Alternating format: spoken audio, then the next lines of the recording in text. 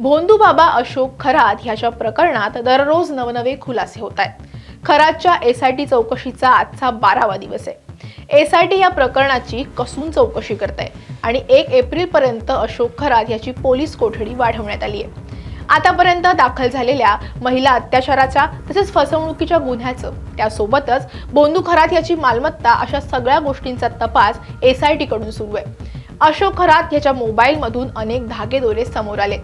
खरातच्या मोबाईलची clone copy मिळाली आहे आणि त्याचा सखोल विश्लेषण अद्याप झालेलं नाहीये. त्यामुळे डेटा हा तपासला जातोय. अशोक खरातच्या मोबाईलमध्ये 2500हून अधिक नंबर कोडमध्ये सेव्ह केलेत. त्यामुळे या प्रकरणाचा तपास अधिक गूढ बनत चाललाय. अशोक खरातचे 2 मोबाईल जप्त करण्यात आलेत आणि त्यातील डेटा रिकव्हर करण्याचं काम सध्या सुरू आहे. मोबाईलमध्ये प्रभावशाली व्यक्तींची नावं ही डमी स्वरूपात सेव्ह करण्यात आल्याचा संशय आहे. तर अशोक खरातनं पीडित महिलांचे नंबरही सेव्ह केलेले नाहीयेत. त्यांच्याशी संपर्क साधण्यासाठी तो वेगळ्या मोबाईलचा वापर करत होता अशी सुद्धा माहिती समोर येते. खरात आणि त्याच्या शिवनिका संस्थांशी संबंधित आर्थिक व्यवहार प्रकरणाचा तपास सुद्धा अधिक व्यापक होत चाललाय. या संस्थेच्या सर्व आजी-माजी सदस्यांची आता चौकशी होणार असल्याची माहिती पुढे येते. विशेष म्हणजे ह्या चौकशीच्या फेऱ्यात राज्य महिला आयोगाच्या माजी अध्यक्षा रुपाली चाकणकर यांचीही एसआयटी कडून चौकशी होण्याची शक्यता वर्तवली जाते. दरम्यान भोंदू अशोक खरात आणि त्याचा ऑफिस बॉय नीरज जाधव यांची समोरासमोर चौकशी करण्यात आली आहे. या चौकशीत खरात यानं खळबळजनक दावे केलेत. त्यामुळे तपासाला एक वेगळी दिशा मिळण्याची शक्यता आता वर्तवली जाते. नेमका खरात यानं चौकशीत काय दावा केलाय, यामुळे तपासाला कशी वेगळी दिशा मिळू शकते तेच या व्हिडिओत पाहूयात. नमस्कार, मी कोमल आचरेकर आणि तुम्ही पाहत आहात महाराष्ट्र टाइम्स ऑनलाईन. या व्हिडिओला सुरुवात करण्यापूर्वी एक महत्त्वाची आठवण, जर तुम्ही महाराष्ट्र टाइम्सचं यूट्यूब चॅनल अजूनही सबस्क्राईब केलं नसेल तर ते लगेच करा. नीरज जाधव हा अशोक खरात याच्या नाशिकमधील शरणपूर रोड येथील ओकस प्रॉपर्टी या कार्यालयात ऑफिस बॉय म्हणून कामाला होता. 2019 ते 2024 या काळात अशोक खरात यांच्याकडे ऑफिस बॉय म्हणून त्यानं काम केलं. नीरज जाधव हा मूळचा नाशिकचाच आहे. अशोक खरात याच्याच कार्यालयात महिलांसोबत सुरू असलेल्या काळ्या कारनाम्याची माहिती नीरज याला मिळाली होती. खरात महिलांसोबत जे करायचा ते व्हिडिओ रेकॉर्ड करण्यासाठी नीरज जाधवनं खरातच्या ऑफिसमधल्या रूममध्ये चोरून स्पाय कॅम लावले होते. त्याने 100 पेक्षा अधिक महिलांचे व्हिडिओ रेकॉर्ड केल्याचा दावाही केला जातोय. एवढ्यावरच न थांबता त्याने पैशांच्या हव्यासा पोटी अशोक खरात ह्याला ब्लॅकमेलिंग सुद्धा केलं होतं. डिसेंबर 2025 मध्ये नीरजने खरातच्या नकळत कार्यालयातील कॅमेऱ्यातून 58 क्लिप्स आणि 100हून अधिक महिलांच्या लैंगिक शोषणाचे व्हिडिओ आपल्या ताब्यात घेतले. समाजात साधू आणि भविष्यवेत्या म्हणून वावरणाऱ्या खरातचा खरा चेहरा नीरजला ठाऊक होता. पैशाच्या हव्यासापोटी नीरजनं काही साथीदारांच्या मदतीनं खरातकडे 5 कोटींची मागणी केली. मात्र खरातनं दाद न दिल्यानं नीरजनं पीडित महिलांनाच लक्ष करण्यास सुरुवात केली. शिर्डीतल्या एका 24 वर्षीय महिलेला तिच्या मोबाईलवर काही मॉर्फ केलेले फोटो नीरजनं आणि त्याच्या अन्य साथीदारांनी पाठवले आणि हे व्हिडिओ आणि तसंच फोटो व्हायरल करण्याची धमकी देऊन तिला ब्लॅकमेलिंग करण्यास सुरुवात केली होती.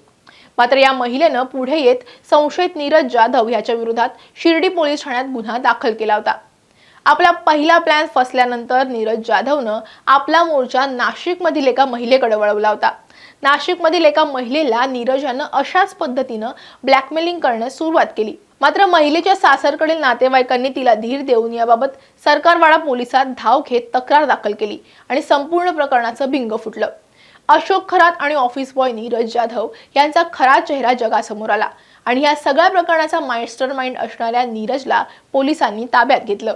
एसआयटी कडून आता या प्रकरणात मुख्य संशयित अशोक खरात आणि त्याचा ऑफिस बॉय नीरज जाधव यांची समोरासमोर बसून चौकशी करण्यात आली.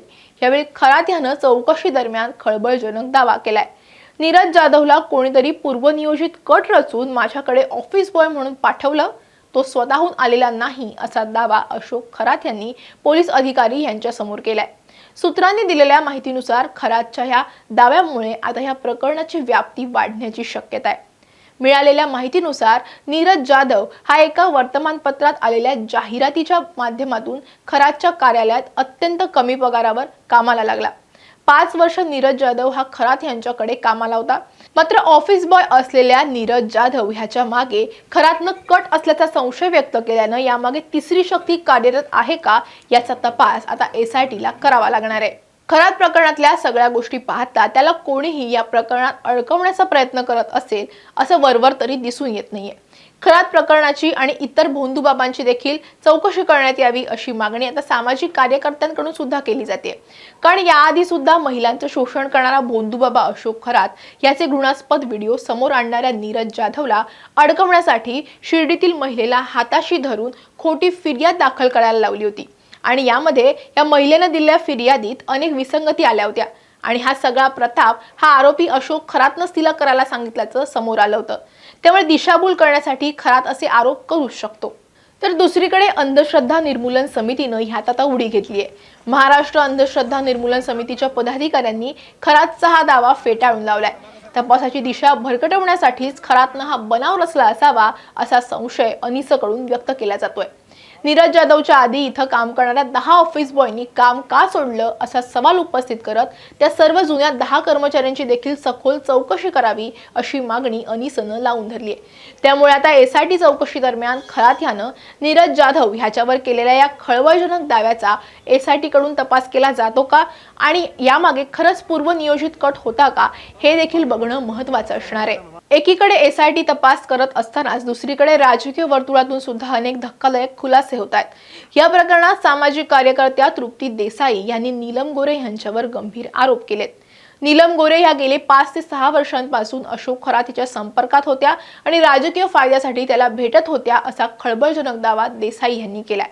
नीलम गोरे यांना विधान परिषदेवर आमदारकी हवी होती. इतर वेळेस नीलम गोरे अनेक गोष्टींवर बोलतात. आता अशोक खरातवर का बोलत नाहीत? कारण त्यांचे खरातशी संबंध आहेत. त्या खरातकडे जात होत्या. नाशिकच्या कॉलेज रोड येथील अशोक खरातच्या ऑफिसमध्ये नीलम गोरे जात होत्या असा आरोप देसाई यांनी केलाय.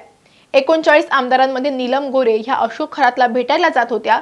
नाशिकमधील एक्सप्रेस इन हॉटेलमध्ये ते भेटलेत आणि आमदारकी आणि मंत्रिपदासाठी अनेक वेळा त्या अशोक खरातला भेटत होत्या. नीलम गोरे या भविष्य पाहण्यासाठी जात होत्या असा धक्कादायक दावा देखील तृप्ती देसाई यांनी केलाय.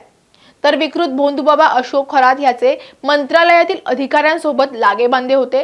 तो या बड्या अधिकाऱ्यांना एकमेकांच्या बायका शेअर करायला सांगायचा असा स्फोटक दावा काँग्रेसचे नेते विजय वडेट्टीवार यांनी केलाय.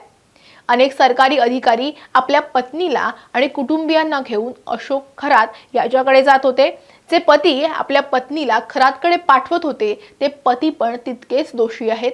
त्यांची पण चौकशी करून अंधश्रद्धा निर्मूलन कायद्याअंतर्गत गुन्हे दाखल व्हायला हवेत अशी मागणी विजय वडेट्टीवार यांनी केली आहे. त्यामुळे आता आणखी नवनवे खुलासे काय होतात, ह्या प्रकरणात कुणाकुणाचे लागेबांधे आहेत ह्याचा तपास सुरू आहे.